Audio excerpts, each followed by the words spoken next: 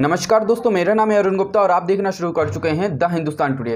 दोस्तों, corona virus आने से पूरी पृथ्वी में, पूरी धरती में बहुत सारे बदलाव देखने को मिल रहे हैं, या मैं यूँ कहूँ कि पूरी धरती ही बदली हुई दिख रही है। अब इस विषय में मैं क्या कहने वाला हूँ, ये सब आपको मैं पूरी अच्छी तरीके से बताने वाला हूँ। यहाँ पर मैंने बहुत सारे पॉइंट्स लिखे हैं, सब कुछ आपको बताऊँगा। मेरा इशारा जो है दोस्तों वो वातावरण की तरफ है। जी हाँ दोस्तों, जिस ओर ना कोई सरकार ध्यान दे रही है, ना कोई जनता उसकी तरफ ध्यान दे रही है, कोई उसकी तरफ ध्यान नहीं दे रहा है, लेकिन प्रकृति जो है वो खुद अपना ध्यान रखना जानती है। उसने अपना अधिकार मांग लिया है और देख सकते हैं पूरी प्रकृति बदली हुई दिख रही है। दोस्तों, ये जो वीडियो मैं बना रहा हूँ उसका उपसंहार जरूर देखिएगा, लास्ट में मैं आपको उसका कंक्लूजन दूंगा। उस पर मैंने बहुत अच्छी बातें बताई हैं, वो सारी बातें आप देखिएगा, सुनिएगा और अगर अच्छी लगे तो बताइएगा सही है कि नहीं। दोस्तों, अगर मैं कोरोना वायरस की बात करूं तो ये नवंबर दिसंबर में फर्स्ट टाइम देखने को मिला था चाइना में। इसके बाद ये जनवरी फरवरी मार्च तक में पूरी दुनिया में फैला, कई सारे देशों में फैला, साथ में भारत में भी फैला। मार्च में जब बहुत तेज़ी से फैलने लगा तो भारत सरकार ने लॉकडाउन का फैसला लिया। 24 तारीख को फैसला लिया गया, 25 तारीख को बोला गया 25 तारीख से सब कुछ बंद रहेगा 21 दिनों के लिए, यानी कि आने वाली अप्रैल की 14 तारीख के लिए। आज जब मैं ये वीडियो बना रहा हूँ तो आज तारीख है 12, यानी कि 2 दिन बचे हुए हैं लॉकडाउन ख़त्म होने के। लॉकडाउन आगे बढ़ता है या नहीं, ये एक अलग विषय है। इस विषय में मैं अभी कुछ नहीं बताने वाला हूँ, ना कुछ बोलने वाला हूँ। अभी विषय ये है कि वातावरण में से क्या प्रभाव पड़ा है, वातावरण में क्या बदलाव आए हैं। जो 21 दिन का लॉकडाउन था लगभग 19 दिन का ख़त्म हो चुका है जब मैं ये वीडियो बना रहा हूँ, या ख़त्म हो रहा है। और इस विषय में जिस विषय को मैं यहाँ प्रेजेंट कर रहा हूँ, पूरी दुनिया इस विषय में बहुत सजग है, बहुत तेज़ी से दुनिया समझ रही है कि हाँ, कुछ ना कुछ तो पृथ्वी में बदलाव हुआ है, या धरती में कुछ ना कुछ बदलाव हुआ है। मित्रों, अगर मैं आपको साफ शब्दों में समझाऊँ तो वातावरण में कई सारे प्रदूषण होते हैं जो बहुत ज़्यादा अगर बड़े आते हैं या बहुत बड़े आते हैं तो इंसान की मृत्यु होने लगती है। वातावरण में बहुत विपरीत प्रभाव पड़ता है, जिनमें से मेन है वायु प्रदूषण, जल प्रदूषण, ध्वनि प्रदूषण। इसके अलावा भी बहुत सारे प्रदूषण होते हैं, लेकिन कुछ ये मेन है जिसके कारण बहुत सारी मौतें हर साल होती हैं पृथ्वी में। इसलिए बोल रहा हूँ क्योंकि दोस्तों पूरी दुनिया में ये प्रदूषण परेशानी है। ऐसा नहीं कि बस भारत में ये परेशानी है, पूरी दुनिया की परेशानी बन के बैठा है प्रदूषण। दोस्तों, अगर मैं सबसे पहले बात करूं वायु प्रदूषण की, तो लॉकडाउन के कारण पूरे देश में सब कुछ बंद है। फैक्ट्रियां बंद हैं, बहुत सारे ऑफिसेस, लगभग सभी ऑफिस वगैरह बंद हैं, गाड़ी मोटर नहीं चल रहे हैं, ट्रांसपोर्टेशन पूरा तरीके से बंद है, एरोप्लेन वगैरह सब कुछ बंद है। इससे दोस्तों बहुत ज़्यादा मात्रा में CO2 और NO2 गैस जो है, कार्बन डाइऑक्साइड, और NO2 जो होती है वो नाइट्रोजन डाइऑक्साइड जो गैस है, इसका स्तर बहुत तेज़ी से पृथ्वी में घटा है। खासतौर से अगर भारत की बात करें तो भारत में बहुत तेज़ी से घटा है, जिससे दोस्तों वायु जो है सुरक्षित हुई है, बहुत साफ़ हो गई है वायु अपने देश की। साथ में अगर पूरी दुनिया की बात करूँ तो सभी जगह लॉकडाउन लगा है, तो वहाँ की भी वायु साफ़ हुई है। लेकिन भारत की बात करना मेरे लिए ज़्यादा ज़रूरी है क्योंकि मैं इस चैनल को भारत में चला रहा हूँ। आपको बता दूँ, वायु प्रदूषण से कई सारी बीमारियाँ होती हैं, जैसे आँखों में खुजली होना, इसके बाद आँखों की प्रॉब्लम होती है, अस्थमा वगैरह होता है, श्वास की प्रॉब्लम होती है, बहुत सारी ब्रेन की प्रॉब्लम्स हो जाती है, और दिल की बीमारियाँ वायु प्रदूषण से होती हैं। ये सारी बीमारियों में कहीं ना कहीं देख लीजिएगा असर पड़ेगा, ये सारी बीमारियाँ कम हो जाएंगी वायु प्रदूषण कम होने से। आपने फ़ोटोज़ देखना तो शुरू कर ही दिए होंगे, बहुत सारे लोग फ़ोटोज़ खींच रहे हैं कि देखिए कितनी साफ़ दिख रही है धरती, देखिए कितनी दूर दूर की पहाड़ियाँ नज़र आने लगी हैं। आप देख पा रहे होंगे दोस्तों कि रात में जो तारे हैं वो देखने को मिल रहे हैं साफ़ सुथरे। एक्चुअल में जो तारे आज के टाइम में देखने को मिल रहे हैं यही तारे होते हैं, उनका असली रंग यही होता है। नहीं तो आज के टाइम में इतनी धुआं फैल चुका था, अभी तक जो पृथ्वी में फैल चुका था, उस कारण ये तारे वगैरह दिखना ही बंद हो गए थे। इसके बाद दोस्तों आपने सुना होगा पक्षियों की चहचहाहट सुनी होगी, बहुत दिनों बाद मेरे को तो सुनने को मिली। और आसमान देख रहे होंगे एकदम नीला है, साफ़ है। तो ये सब जो है दोस्तों ये वायु प्रदूषण कम होने के कारण हुआ है। ओवरऑल बोलूँ तो धरती ठंडी भी हुई है, और साथ में धरती का जो वायु प्रदूषण है वो भी कम हुआ है। भारत में भी वायु प्रदूषण बहुत कम हुआ है। वायु प्रदूषण कम होने के कारण बहुत सारी बीमारियां भी कम हो जाएंगी, और साथ में वातावरण में तो प्रभाव अभी से देखने को मिल रहा है। द हिंदुस्तान टुडे आपको कुछ फोटोज़ दिखा रहा है, ये मैंने खुद ने दोस्तों क्लिक करी है, द हिंदुस्तान टुडे की टीम ने क्लिक करी है। और ये जो वातावरण की जो फ़ोटोज़ हैं, देखिए दूर दूर की पहाड़ियाँ साफ देखने को मिली हैं। वैसे ये पहाड़ियाँ देखने को नहीं मिलती हैं धुआं के कारण, लेकिन अभी जो धुआं है बहुत तेज़ी से कम हुआ है, तो ये सारी चीज़ें देखने को मिल रही हैं साफ़ सुथरी पृथ्वी में, साथ में भारत में। अब बात करते हैं जल प्रदूषण की। दोस्तों, जल प्रदूषण बहुत घातक होता है, क्योंकि जल प्रदूषण से भी कई सारी मौतें होती हैं। आपको बता दूं, भारत में 10% जो है कंट्रीब्यूशन फैक्ट्रियों का है जल प्रदूषण में। अभी सारी फैक्ट्रियां बंद हैं, इसलिए जल का जो स्तर है बहुत ज़्यादा साफ़ हुआ है। लगभग गंगा की बात करूं तो एक रिपोर्ट सामने आई है जो कि 40 से 50% साफ़ हो चुकी है। नहीं तो इतनी गंदी रहती थी गंगा, जो जीवनदायिनी गंगा है वो इतनी गंदी हो गई थी कि उस पर अगर कोई नहा ले तो बहुत सारी बीमारियां होने लग गई थी। मगर गंगा हो या जमुना हो या नर्मदा हो, बहुत सारी नदियां हैं जो इस समय कोई नहा भी नहीं रहा है, उस पर कोई फैक्ट्री का कचरा नहीं जा रहा है, कुछ भी नहीं जा रहा है उसमें, तो बहुत हद तक साफ़ हो गई हैं। साफ़ पानी दिखने लगा है। लगभग लोग कह रहे हैं कि इस पानी को तो पिया जा सकता है, इतना साफ़ हो गया है। दोस्तों यहाँ पे अगर मैं बात करूँ ध्वनि प्रदूषण की, तो ध्वनि प्रदूषण का हालांकि ऐसा कोई विशेष प्रॉब्लम नहीं होती, लेकिन फिर भी ध्वनि प्रदूषण से भी बहुत सारी परेशानियाँ होती हैं। हार्ट पेशेंट वगैरह को भी परेशानियां होती हैं। तो ध्वनि प्रदूषण में बहुत सारा अंतर देखने को मिला है, क्योंकि गाड़ी मोटर वगैरह चल नहीं रहे हैं, फैक्ट्रियां बंद है, तो ये जो आवाज़ उठती है, ध्वनि का मतलब आवाज़ होता है, ये जो उठती है, ये सारी आवाज़ें अभी बंद हैं। सब लोग घर में हैं, महाभारत वगैरह देख रहे हैं, रामायण वगैरह देख रहे हैं, तो उतनी आवाज़ वगैरह कुछ उठ नहीं रही है, गाड़ी मोटर चल नहीं रहे हैं। ओवरऑल देखा जाए तो सारे जो प्रदूषण है, लगभग ये सारे प्रदूषण कम होते जा रहे हैं लॉकडाउन लगने के कारण। दोस्तों लास्ट में बात करते हैं उनकी जिनकी किसी को सोच नहीं है। जी हाँ, मैं पशु पक्षी जीव जंतु की बात कर रहा हूँ। पशु पक्षी लॉकडाउन लगने के कारण रोड में उतर आए हैं।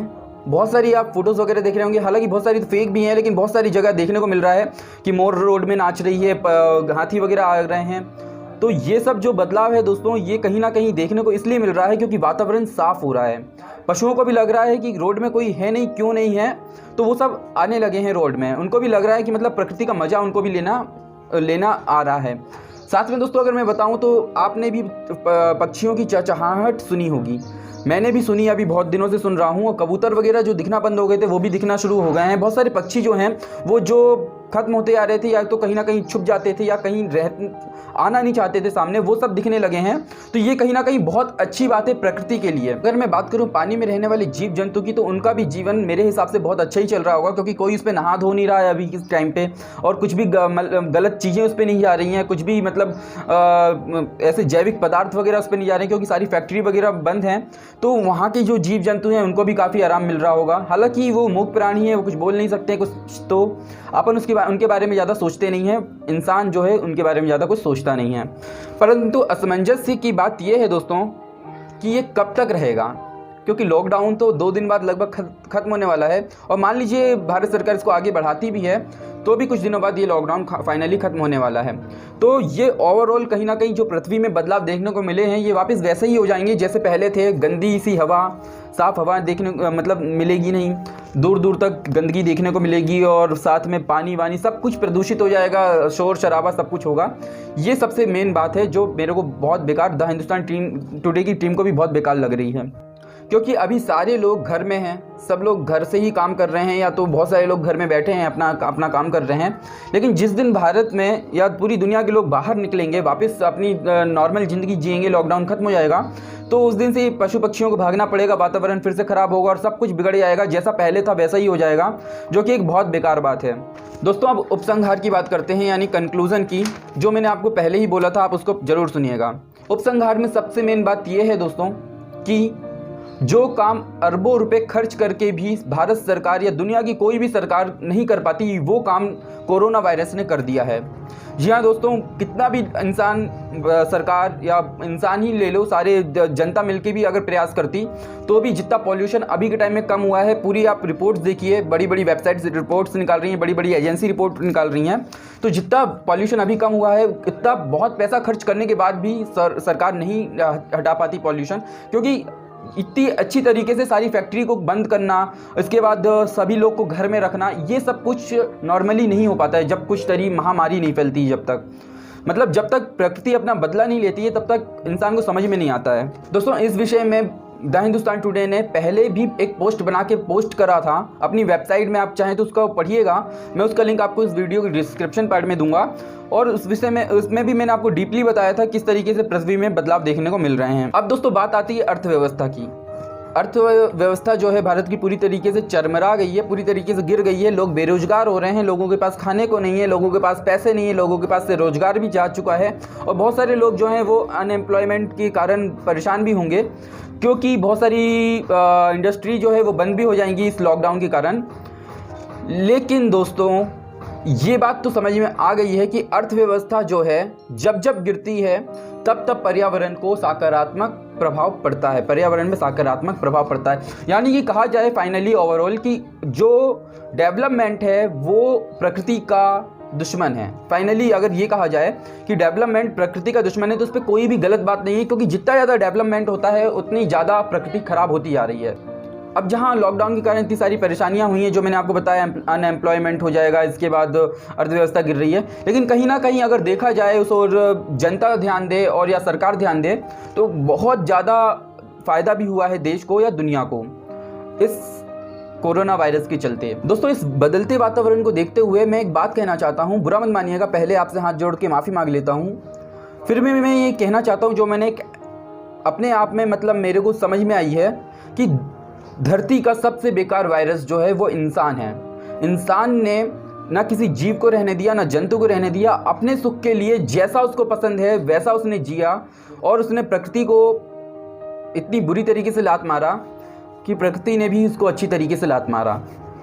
सबसे बेकार वायरस जो है धरती का वो इंसान है। बुरा मत मानिएगा, आप इस विषय में क्या कहना चाहते हो कमेंट करके बता दीजिएगा, लेकिन जो लोग मेरी बातों को समझ रहे हैं वो समझ सकते हैं मैं क्या कहना चाह रहा हूँ। हिंदुस्तान टुडे के कुछ क्वेश्चन भी हैं दोस्तों कि क्या जो धरती में मानव रूप में जन्म लेता है उसी का प्रकृति में पूरा हक है क्या? वही झरनों का पानी ले सकता है या नदियों को पानी ले सकता है? वातावरण क्या पूरा उसी का है? जीव जंतुओं का नहीं है क्या? पशु पक्षियों का नहीं है क्या? ये सारी बातें निकल के आती हैं, लेकिन इस ओर कोई सरकार ध्यान नहीं देना चाहती, कोई भी जनता ध्यान नहीं देना चाहती, क्योंकि अगर सरकार ध्यान देगी तो उनकी जो पॉलिटिक्स है वो नहीं हो पाएगी अच्छे से, और अगर जनता ध्यान देगी तो वो जनता अपने आप को डेवलप करे, अपने आप को आगे बढ़ाए, अपने खाने का इंतजाम करे कि वो इन सब चीज़ों में ध्यान दे। लेकिन ओवरऑल अभी भले जनता ध्यान ना दे या तो सरकार ध्यान ना दे, एक समय ऐसा आएगा जब सूंघने के लिए, लेने के लिए अच्छी हवा नहीं होगी, देखने के लिए साफ़ वातावरण नहीं होगा, पीने के लिए साफ़ पानी नहीं होगा। हालांकि इस पर थोड़ा समय लगेगा, लेकिन जब ये समय आ जाएगा तब समझ में आ जाएगा कि भैया जब हमारे पास समय था उस समय हम कुछ प्रयास कर लेते तो आज ये नौबत देखने को नहीं मिलती। लेकिन क्या कर सकते हैं, हम सब कुछ नहीं कर सकते हैं। लॉकडाउन खुलेगा, इसके बाद सब कुछ वैसा ही हो जाएगा जैसा पहले था।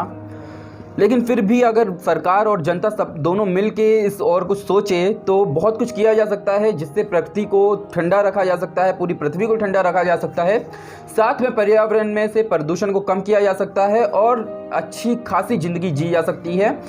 सिर्फ मानव शरीर ही नहीं, इंसान ही नहीं, पशु पक्षी जीव जंतु भी अच्छी खासी ज़िंदगी जी सकते हैं पर्यावरण में, वातावरण में और प्रकृति में, मतलब यानी कि कहने का मतलब है धरती में।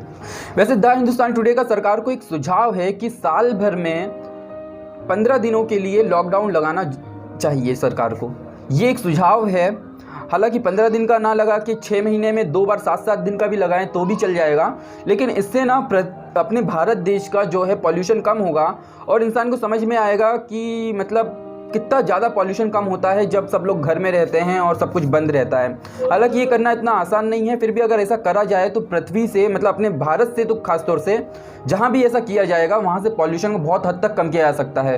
अब अगर दिल्ली की बात लें तो वहाँ पे इतनी गंदी वायु है, इतनी गंदी हवा हो गई थी कि वहाँ पे ऑड इवन लाए केजरीवाल जी और बहुत सारे प्रयास किए गए वहाँ की हवा को साफ़ करने के लिए। लेकिन अगर इस तरीके का अगर प्रयास किया जाए तो पूरी तेज़ी से, बहुत तेज़ी से वातावरण साफ़ हो सकता है।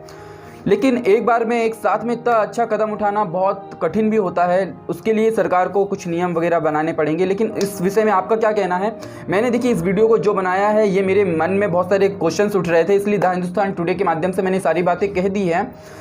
हाँ, मालूम है कि वीडियो कुछ अच्छी तरीके से नहीं बना है कि पूरी तरीके से सटीक ना बना हो, लेकिन मैंने जो भी बातें मेरे को जहाँ समझ में आई मैंने वो कह दी हैं। मेरा सिंपल सा द हिंदुस्तान टुडे का ये है कि जनता तक अपनी बात को पहुँचा दिया जाए। अब जनता उसका पे क्या एक्शन लेती है वो आप खुद कमेंट करके बता सकते हैं। वीडियो पसंद आए तो वीडियो को लाइक करिए, शेयर करिए, सबके साथ शेयर करेंगे तो लोगों को समझ में आएगा, अवेयरनेस बढ़ेगी। और कोई भी सवाल हो तो कमेंट करके बता दीजिए। अगर चैनल को सब्सक्राइब नहीं किया है तो चैनल को सब्सक्राइब करिए, और अगर आप इस वीडियो को फेसबुक में देख रहे हैं तो हमारे पेज को लाइक करके हमारे साथ जुड़ जाइए। धन्यवाद दोस्तों, जय हिंद। हर खबर अब देसी अंदाज में द हिंदुस्तान टुडे।